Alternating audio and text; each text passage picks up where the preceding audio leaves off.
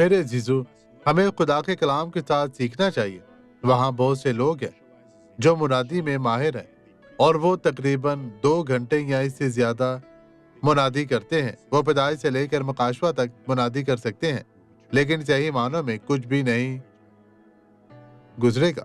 وہ فکری علم بانٹ سکتے ہیں لیکن روحانی علم نہیں۔ دیکھیں کہ بائبل خدا کی بادشاہی کے بارے میں کیا کہتی ہے۔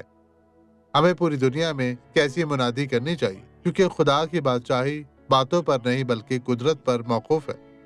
خدا کی قدرت میں میرے لیے الہامی کلام کی منادی کا کوئی فائدہ نہیں، یہاں تک کہ تمام گنہگار مجھ سے خوف زدہ ہیں اور میری منادی پر رونے کی وجہ سے انہیں اپنی آنکھیں پوچھنی پڑتی ہیں، پھر بھی کوئی معجزہ نہیں ہوتا اور ایک بھی شفا نہیں پاتا۔ خدا کی بادشاہی الفاظ سے نہیں بنتی، یہ دنیا کی بادشاہی ہے۔